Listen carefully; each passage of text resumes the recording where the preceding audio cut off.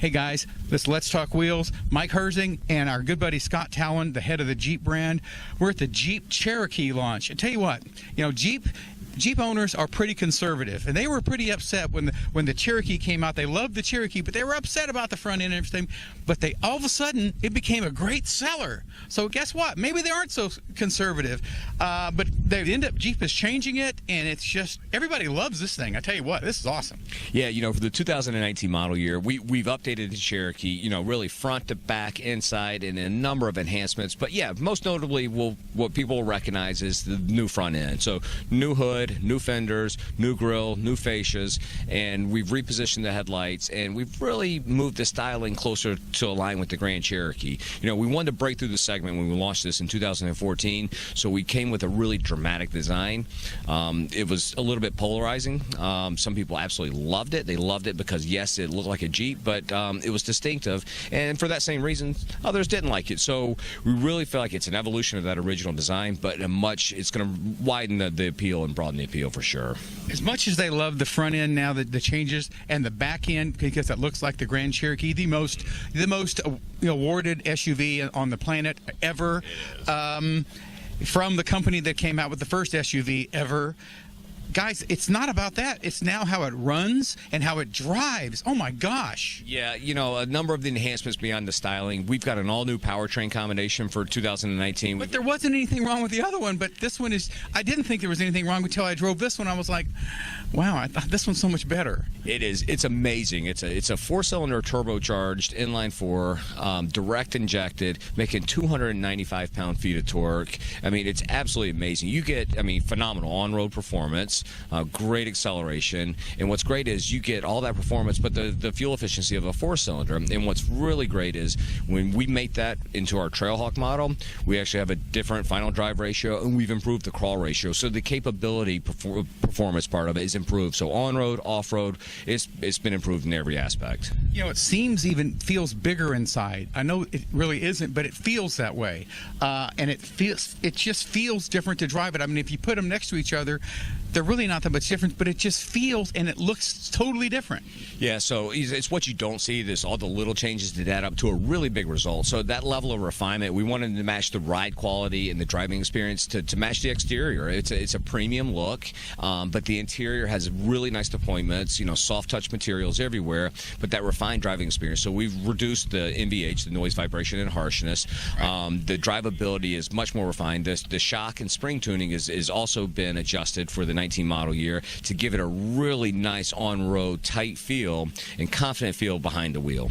Well, that 9-speed transmission you guys came out with the last model, we had a little teething problems with it, but it turned out fine, but it just feels like a totally different transmission with this engine package. And the V6, it's like, wait a minute, this is a whole different thing. It's different. It's totally different, but it's not. So what did you guys change? Well, it's what you don't see. So, there was a lot of calibration that went into the development process of this new Cherokee, and you're right, there were some teething issues initially, and through... It always is when you're the first personality, like Ford, when they came out with their sync stuff, and they just took a beating with it.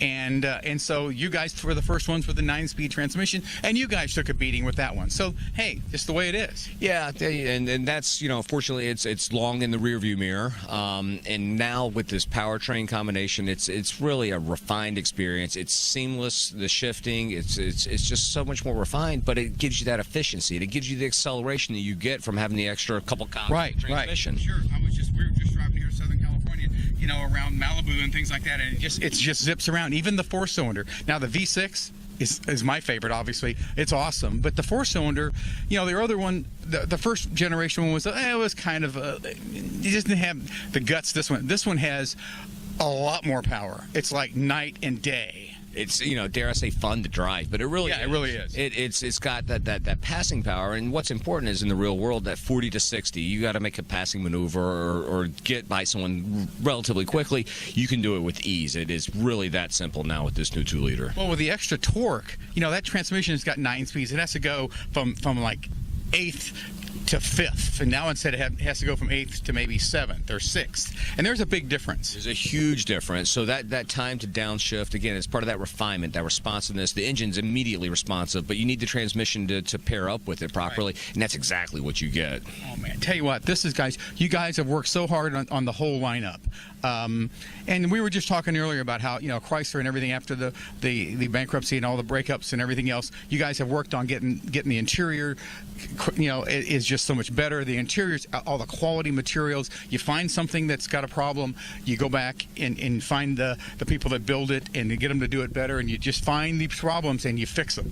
Yeah, we do. I mean, it's about the refinement, and especially with the Cherokee, it's about bringing to market something that the customer really can appreciate the value of what it brings to the market. Of course, Jeeps are all going to be, the most capable vehicles in their class. I mean, all-weather, off-road capability. The Jeep is... It's the nicer interiors that I really appreciate. Yeah, no doubt. And it's those fine appointments coupled with that capability, now efficiency. We've improved the cargo capacity. We've actually been able to stretch the opening of the rear tailgate by almost 3 inches to allow for larger objects. So there's a lot of practical changes that we made to just make this much more livable, usable, and ultimately a much better value for the customer. All right. When are we going to see this in the dealers? Soon? Very soon. We're, here in the first quarter, they'll be arriving in dealerships.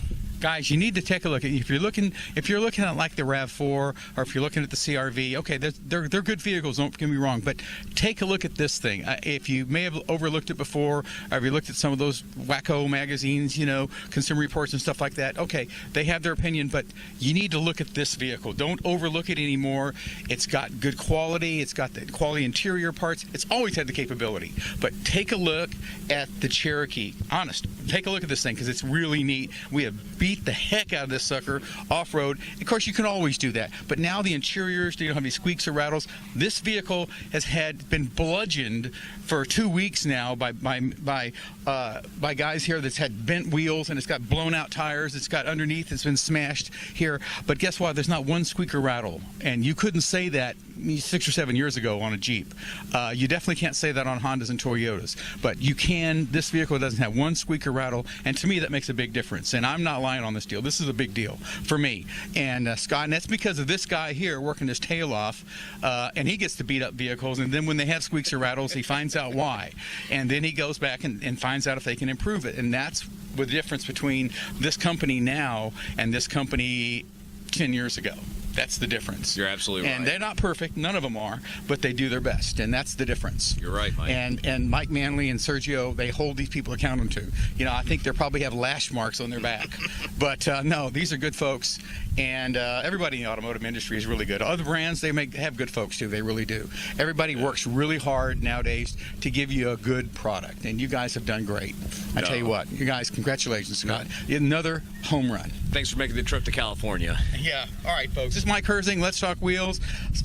Scott Talon and Scotty, you done good. Thanks, all right, guys. All right. We'll be back to you soon. Check us out. Let's Talk Wheels on letstalkwheels.com. We'll have this up here, and we'll see you on the show. Thanks.